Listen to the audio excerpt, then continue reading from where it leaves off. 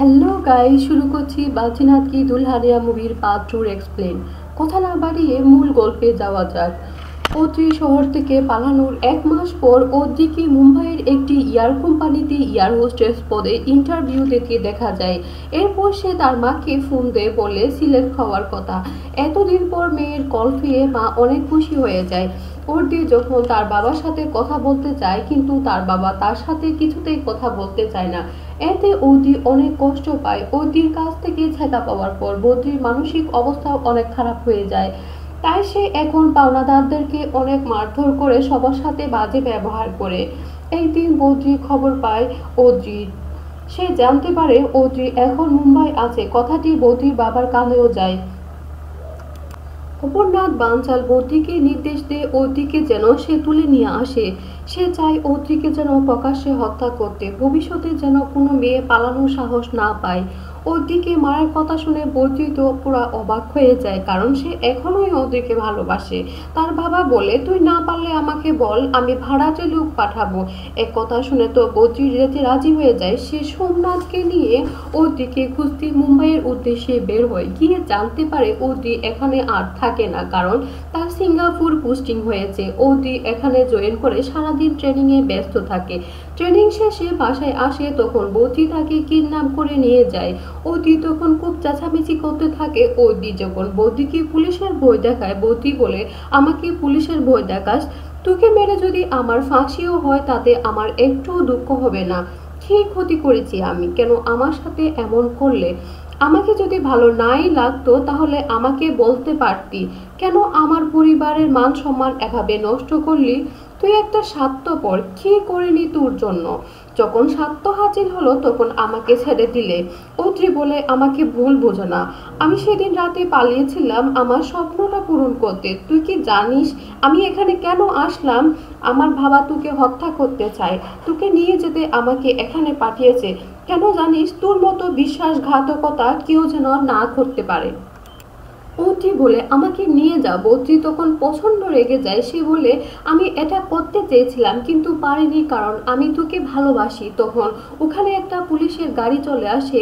এভাবে তাদের দেখে থানায় নিয়ে যায়। তারা এটা স্বীকার করে যে এটা তাদের পার্সোনাল ম্যাটার, আর ওয়ার্নিং দিয়ে তাদের ছেড়ে দেয়।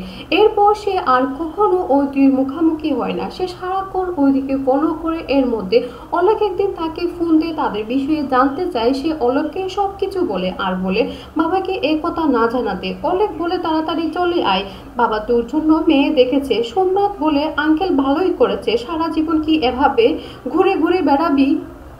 এই নিয়ে তারা দুইজনের মধ্যে বাড়াবাড়ি হয়। রাগে সেই সোমনাথকে চড় মারে। এতে সে খুব রাগ করে ওইখান থেকে চলে যায়। তাকে মারার কোনো ইচ্ছে তার ছিল না। সে খুব রেগে যায়। তাই সে ওদ্রির সাথে দেখা করতে গেলে অফিসের দারোয়ান তাকে আটকে দেয়। আর ওদ্রি তখন তাড়াহুড়া করে অফিস থেকে বাইরে চলে আসে, তাকে সামলায়। সে ওদ্রিকে বলে, আমি তোমাকে ভালোবাসি, কখনো হারাতে চাই না। দেশে গেলে আমার বাবা আমাকে বিয়ে দিয়ে দেবে। ওদ্রি বলে, আমি এখানে 13 লক্ষ টাকা বেতনের চাকরি করি, এসব ছেড়ে আমি দেশে যেতে রাজি। শুধু তোমার বাবাকে বলবে বিয়ের পর আমি ওদ্রি যেখানে থাকবে আমি সেখানেই থাকবো।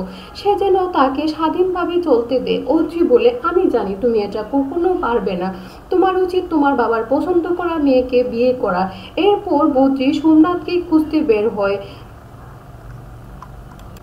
আর একটা বীজে তাকে খুঁজে পাওয়া যায়, কিন্তু সোমনাথের রাগ কিছুতেই কমে না। বদ্রি তার মন ভাঙাতে চেষ্টা করে, অবশেষে তার রাগ ভাঙাতে পারে। এরপর রাতে তারা দুইজন দুষ্ট পানি খেয়ে মাতাল হয়ে যায়।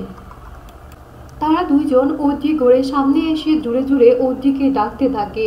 কি একটা অবস্থার সৃষ্টি হয়। এমন পরিস্থিতি দেখে আশেপাশের লোকজন তাদের দেখতে থাকে। এরপর ওদ্রি ছুটে আসে, তাদের শান্ত করার চেষ্টা করে। ততক্ষণে পুলিশ চলে আসে, তাদের ধরে নিয়ে যায়। তারা দুইজনকে পুলিশ 1.5 লাখ টাকা জরিমানা করে, আর তাদের পাসপোর্টও জমা রাখে থানায়। বদ্রি শেষমেশ তাকে বাসায় নিয়ে যায়।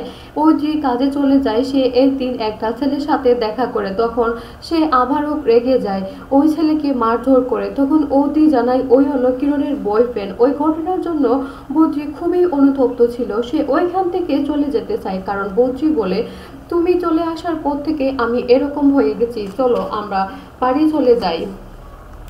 পাসপোর্ট পেলে দেশে ফিরে যাব। এরই মধ্যে কিছু দুষ্ট লোক তাদের অ্যাটাক করে তারা অদ্রিকে না বদ্রিকে কিডন্যাপ করতে এসেছে। তারা বদ্রি তো পুরো 13টায় বাজিয়ে ফেলে, তারা বদ্রির ইজ্জত নিয়ে টানাটানি শুরু করে দেয়। এরই মধ্যে অদ্রি চলে আসে লোকজন নিয়ে, তাদের দেখা মাত্র ওই ছেলে ফেলেগুলো পালিয়ে যায়। তারা বদ্রি কাপড় চোপড় ছিঁড়ে 13টা বাজিয়ে ফেলেছে। এটা দেখে সবাই তো খুবই হাসতে শুরু করে। এরপর থেকে সবার সাথে ভালো সম্পর্ক তৈরি হয়। তারা বিভিন্ন জায়গায় ঘোরাঘুরি করে শপিং করে বদ্রি তাকে একজোড়া জুতাও গিফট করে। এত সুন্দর উপহার পেয়ে বদ্রি তো খুবই খুশি। এর মধ্যে বদ্রির বাবা তাকে ফোন করে জানতে চায় অদ্রির অবস্থা। অদ্রির খুঁজে পায়নি বলে সে তার বাবাকে, আর তার বাবা তাকে বলে তার আর দরকার নেই, তুই চলে আয়, তোর জন্য মেয়ে দেখেছি। এটা শুনে তার মন খারাপ হয়ে যায়। একদিন অদ্রি বদ্রিকে তার ট্রেনিং সেন্টারে নিয়ে যায়। সে অদ্রির পারফরমেন্স দেখে খুবই গর্ববোধ করে, আর ভাবির কথাও সে চিন্তা করে। সুযোগ পেলে তার ভাবিও কত কিছুই না করতে পারত। এরপর সে তার বোনের সাথে অদ্রিকে কথা বলিয়ে দেয়। অদ্রি এতদিন পর তার বোনের সাথে কথা বলতে পেরে খুবই খুশি হয়। আর কিছুদিন পর তার পাসপোর্ট ফিরে পায়। পাসপোর্ট ফিরে পাওয়ার পর সে দেশে যাওয়ার জন্য রেডি হয়। বদ্রি চলে যাবে এজন্য তারা রাতে একটা পার্টি দেয় আর প্রচুর পরিমাণ ড্রিঙ্ক করে একে অপরের মনের কথা বলতে থাকে। তখন বদ্রি বলে, আমি যদি ছেলে হতাম এই স্বপ্ন দেখি সব সময়। তখন বদ্রি বলে, তোমার ছেলে হওয়ার দরকার নেই, মেয়ে হয়ে যা করে দেখিয়েছ তাতে আমার গর্বে বুকটা ভরে গেছে। বদ্রি ওই সময় অনেক প্রশংসা করতে থাকে। অদ্রির চোখে পানি চলে আসে তার কথা শুনে। সকালে অদ্রি জানতে পারে বদ্রি বুড় না হওয়ার আগেই চলে গেছে, কারণ তার কাছ থেকে বিদায় নেওয়াটা ছিল তার কাছে অনেক কষ্টের।